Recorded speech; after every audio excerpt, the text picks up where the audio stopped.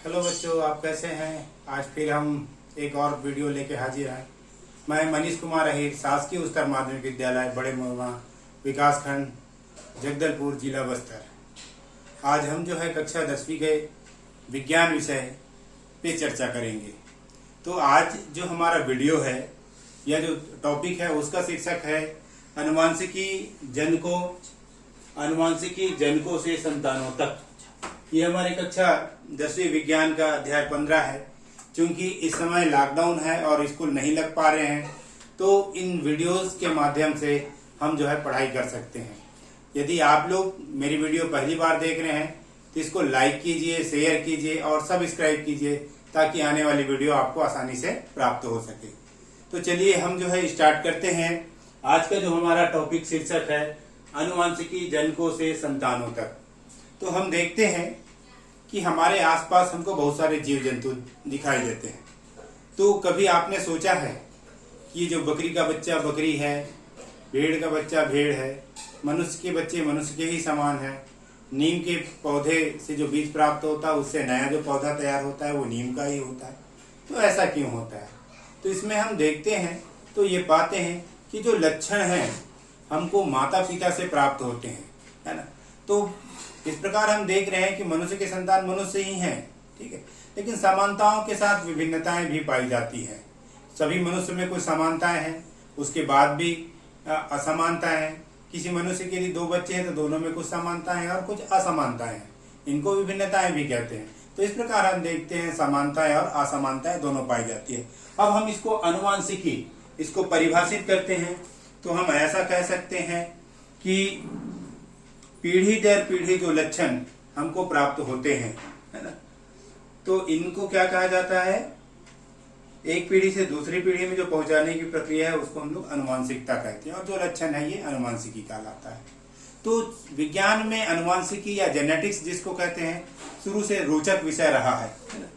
तो हम यहाँ पर देख रहे हैं कि डार्विन सिद्धांत हमने पढ़ा, तो डार्विन के सिद्धांत में ये बतलाया गया कि जीवों में नए लक्षण आते हैं। तो डार्विन ये बतलाने में असमर्थ है कि नए लक्षण आते कैसे हैं या कहां से आते हैं। तो आगे चल के हम देखते हैं, हमारी बुक कक्षा 10वीं विज्ञान में दिया हुआ है कि ग्रिगर जॉन मेंडल जो एक चर्च में फादर थे, इसके साथ ही वहां पर जो बच्चों को पढ़ाते थे और गणित भी पढ़ाते थे, तो उन्होंने एक प्रयोग किया। उन्होंने देखा कि आखिर ये लक्षण आते कैसे हैं। तो इसके लिए उन्होंने प्रयोग किया। सबसे पहले उन्होंने मधुमक्खियों पर प्रयोग किया। तो मधुमक्खी के प्रयोग में वो देखते हैं कि जो मधुमक्खी को एक जगह स्टोर करके रखना और उनके लक्षणों को अध्ययन करना मुश्किल था। तब उन्होंने क्या किया, मटर के पौधे को लिया। तो परीक्षा में अक्सर प्रश्न ये आता है कि मटर के पौधे को मेंडल ने चयन क्यों किया। तो आज पहले चर्चा हम उसी पे करते हैं, मेंडल के प्रयोग में। तो मेंडल के द्वारा मटर के पौधे के चुनाव के कारण, तो आइए देखते हैं। पहला बिंदु है 1 वर्षीय होने के कारण मटर का जीवन चक्र छोटा होता है, अतः कई पीढ़ियों का अध्ययन किया जा सकता है। तो जब हम मटर के पौधे को देखते हैं तो मटर का जो पौधा होता है ना, मटर के पौधे को जब हम देखते हैं तो ये मटर का जो पौधा है छोटा होता है। इसका जीवन चक्र कैसा होता है? 1 वर्ष होता है ना। पूरे 1 वर्ष का नहीं होता लेकिन मान लेते हैं। तो वार्षिक पौधा है, तो इसकी कई पीढ़ियों का अध्ययन हम कर सकते हैं। दूसरा बिंदु है मटर के पुष्प द्विलिंगी होते हैं, अर्थात हम ये देखते हैं पुष्प जो होते हैं, है ना, इसमें मेल पार्ट फीमेल पार्ट, स्त्री केसर पुंकेसर दोनों होते हैं। तो द्विलिंगी पुष्प होते हैं, है ना, ठीक है। फिर हम देखते हैं कि संकरण हेतु पर परागन आसानी से किया जा सकता है। तो द्विलिंगी पुष्प होने के कारण इनमें हम ये देखते हैं कि पर परागन आसानी से हो सकता है। अब परागन क्या है? तो हम लोग पिछली कक्षा में पढ़ चुके हैं कि परागन वह क्रिया है जिसमें देखते हैं किसी पुष्प के पुंकेसर से पराग कण कहाँ तक जाते हैं? स्त्री केसर तक जाते हैं। इस पूरी प्रक्रिया को हम परागन कहते हैं। तो पर परागन आसानी से किया जा सकता है। फिर हम देखते हैं मटर के पौधों में कई विपर्यायी लक्षण स्पष्ट दिखाई देते हैं। तो विपर्यायी लक्षण का तात्पर्य है जैसे कोई पौधा छोटा है तो पौधा बड़ा भी होगा, किसी पौधे में लाल पुष्प है तो उसमें सफेद पुष्प भी होंगे, बीज का आकार यदि गोल है तो उसके बीज की आकृति खुरदरी होगी। तो ये विपर्यायी लक्षण बहुत सारे पाए जाते हैं मटर के पौधे में। इनका अध्ययन आसानी से किया जा सकता है। आइए अगला बिंदु देखते हैं। स्वपरागन होता है और निषेचन की क्रिया होती है, जिससे पीढ़ी दर पीढ़ी इनके लक्षण शुद्ध बने रहते हैं। तो इनमें एक और सबसे बड़ी विशेषता है कि शुद्ध पौधे प्राप्त होते हैं।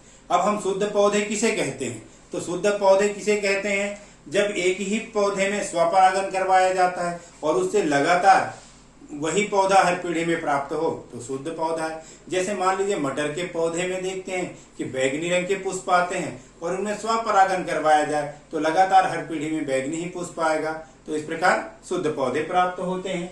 फिर हम देखते हैं कि द्विलिंगी पुष्पों का विपुंसन आसानी से किया जा सकता है, अर्थात यहाँ पर हम जो है उसके किसी एक भाग को निकाल करके अध्ययन कर सकते हैं, है ना। फिर अगला बिंदु है F1 संतति के पौधों को आसानी से उगाया जा सकता है। तो हम देखते हैं कि मटर के पौधे जो हमको प्राप्त हुए हैं उन पौधों को हम क्या कर सकते हैं? आसानी से तैयार कर सकते हैं या उगा सकते हैं। तो इस प्रकार देखते हैं ये 7 महत्वपूर्ण लक्षण हैं। इन्हीं लक्षणों के आधार पर मेंडल ने मटर के पौधे का चुनाव किया और उनको सफलता प्राप्त भी मिली इन्हीं लक्षणों के आधार पर, है ना। तो चलिए अब आगे हम ये देखते हैं कि मटर के पौधे में वो 7 जोड़ी लक्षण कौन कौन से हैं जिनको मेंडल ने चुना है ना। तो इन लक्षणों के बारे में देखते हैं। तो सबसे पहले हम देखेंगे ये जो है आपको यहाँ पर दिखाई देगा, यहाँ ये प्रभावी लक्षण है। इसकी परिभाषा हम इसके बाद वाले वीडियोस में देखेंगे, तो अभी केवल लक्षण देख लेते हैं। पहले बीज का आकार। तो यदि हम देखें दोनों लक्षण साथ के देखेंगे तो प्रभावी लक्षण में है ना बीज का आकार कैसा होता है? यहाँ पर गोल होता है, ठीक है।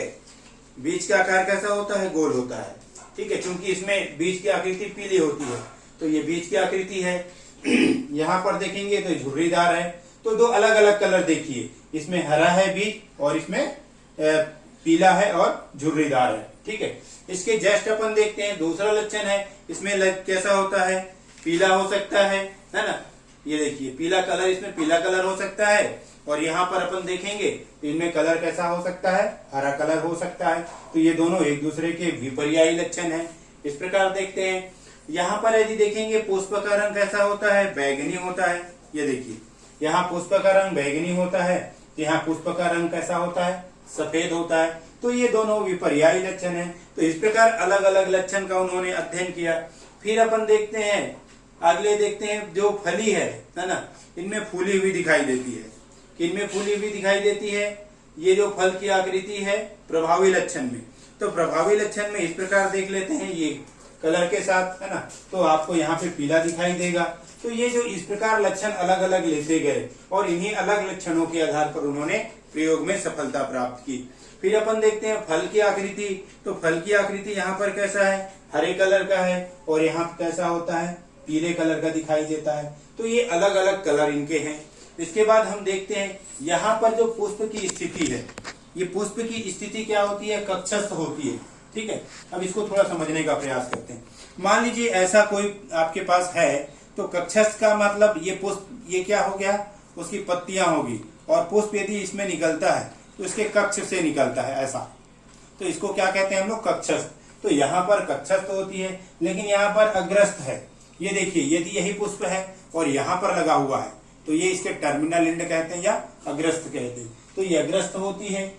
अब पौधे की लंबाई, तो यहाँ पर हम देखते हैं पौधे की लंबाई कैसी होती? पौधा अधिक लंबा होगा और इसमें क्या होता है? पौधा छोटा होता है। तो यहाँ पर देखते हैं कि इस प्रकार ये जो 7 जोड़ी है इनको विपर्यायी लक्षण कहते हैं। इन्हीं 7 विपर्यायी लक्षण के कारण, ठीक है, और इन लक्षणों के कारण मेंडल को इस प्रयोग में सफलता प्राप्त हुई। तो इस वीडियो में इतना ही। अगले वीडियो में हम मेंडल का जो प्रयोग है पहला और नियम को देखेंगे। धन्यवाद।